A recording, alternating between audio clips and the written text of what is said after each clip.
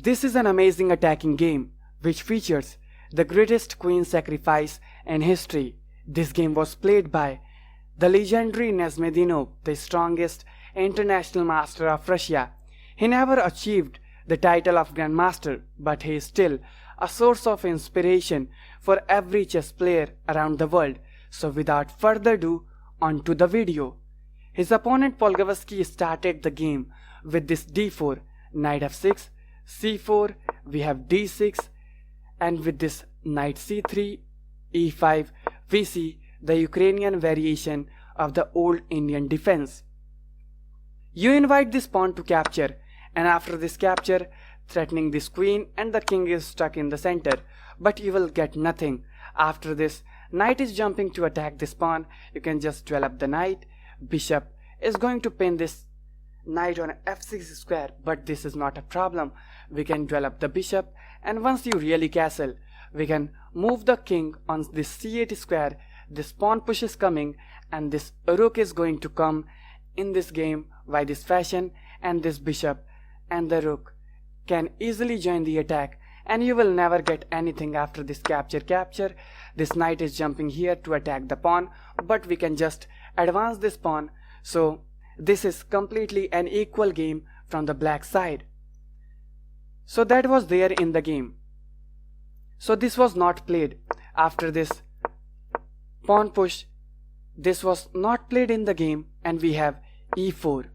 So this invites this pawn to capture and queen capture, and Nezhmetdinov is bringing this knight out, attacking the queen, hence gaining a tempo. After this queen is returning on this d2 square, you want to play this bishop to b2, and you don't want to waste the tempo by again developing the queen and connecting the rooks.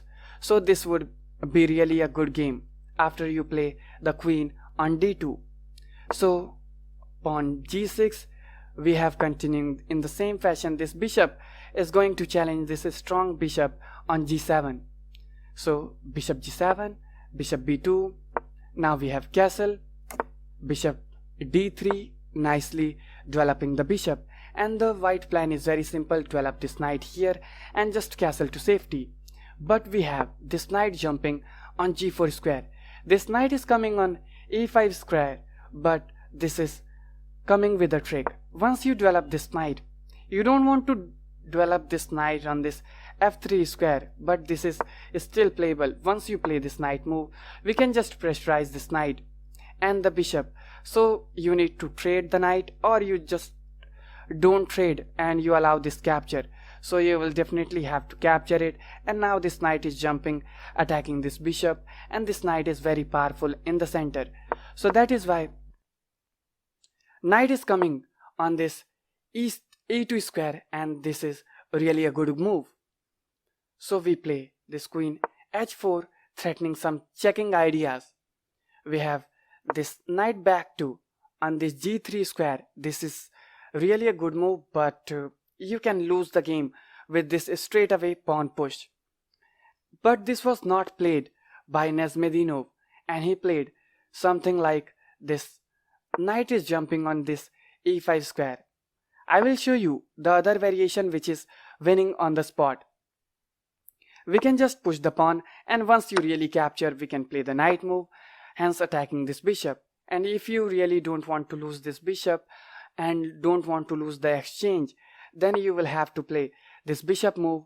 Once we capture with the bishop, knight capture, pawn capture, and once you deliver a check with this bishop, we can capture here, and you don't want to capture with the queen because you have to keep an eye on the pawn. And once you capture with the knight, we can deliver a check, and your king is stuck in the center. So this is completely winning for black. So that was there in the position. So you can also ask, after this move, is it possible to play the pawn push? Yes, it is possible, and we can play the wonderful knight move, hence sacrificing the queen.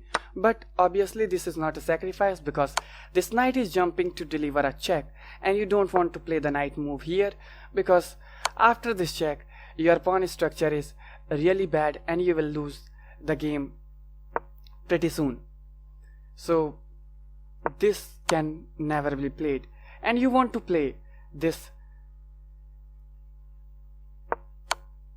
After this check, you want to play this king on d1 square, so that we can deliver a check first, and once you move the king, we can play this capture, and once you capture this rook, black is having the rook against the two pieces, but your pawn structure is really bad, so that is why this gives equality to black and white.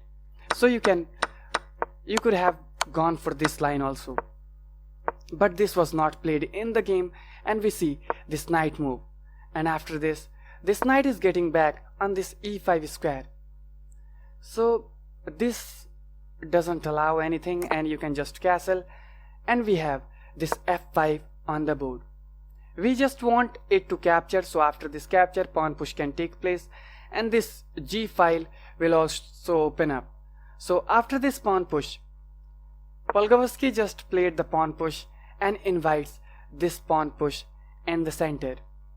But before that, we can just play the bishop move attacking the queen, and you don't want to play the queen here because this knight is coming on this d4 square attacking the queen, so you would have to play the queen back on d1 square because you have to keep an eye on this bishop too. So straight away after this, bishop is jumping to attack the queen, this queen is jumping on d1 square, and here Nezhmetdinov found this interesting pawn push. But this is not the strongest move. Here the strongest move is to just deliver a check, and that's it. You completely win the game. But the attack is really awesome. After this, you can just push the pawn, and this knight is getting back.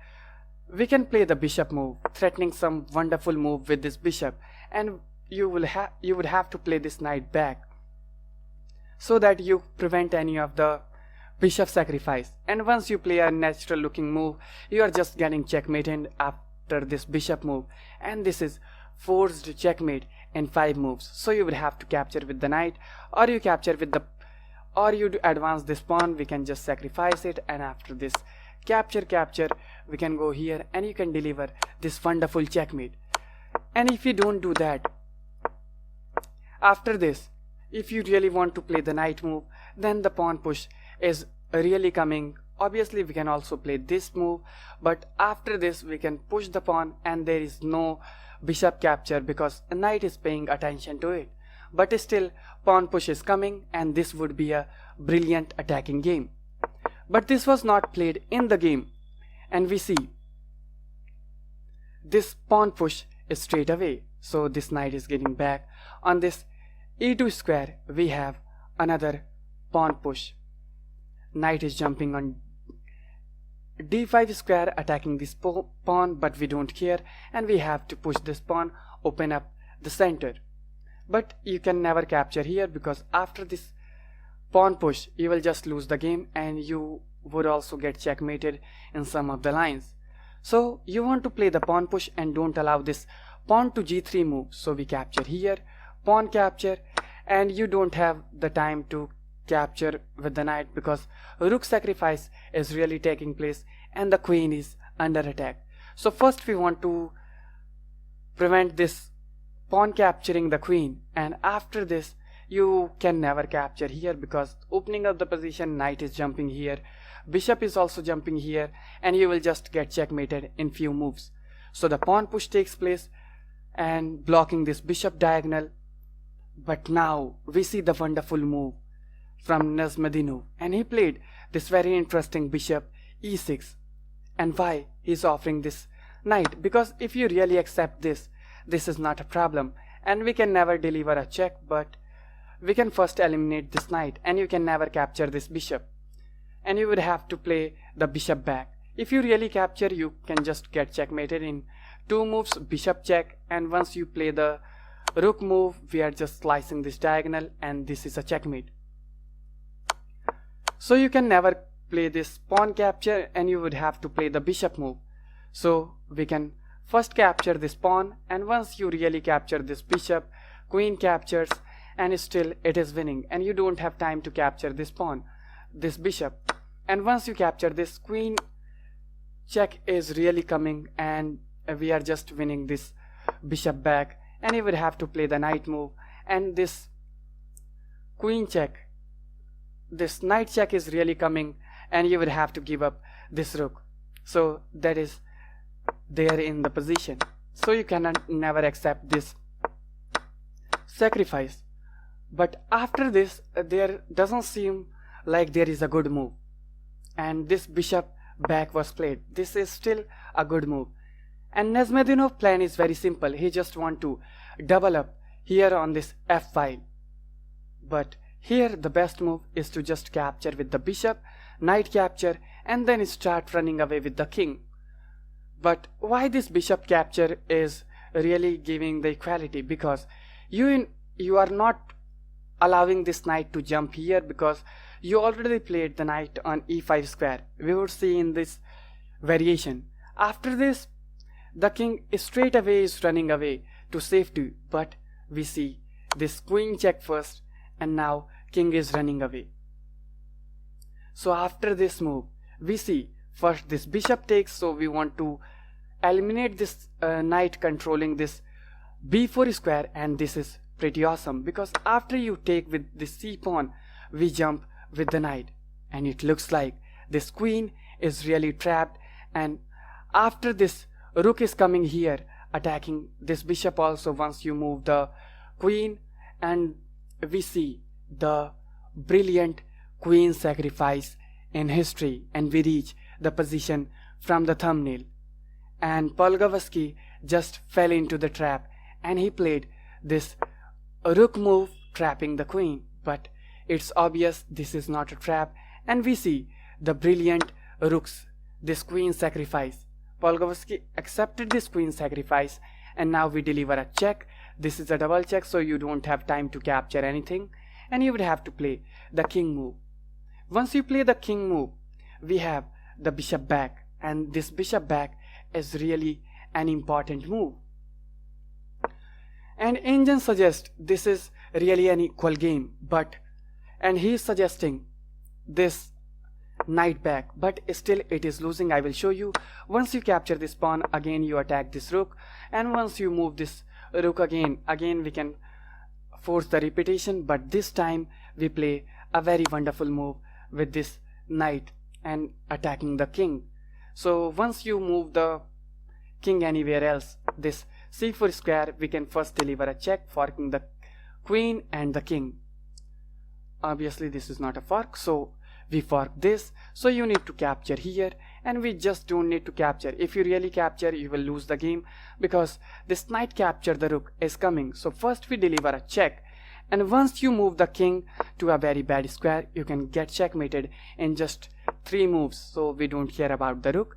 And once you really capture, this would be a checkmate, because bishop is paying a lot of attention to this knight, and this is a checkmate.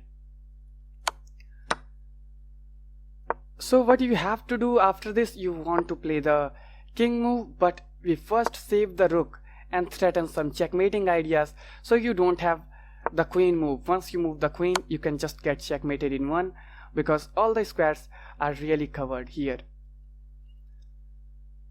So this was there in the game, and after this you need to play the pawn push, so you don't allow this rook to jump here, and we capture here.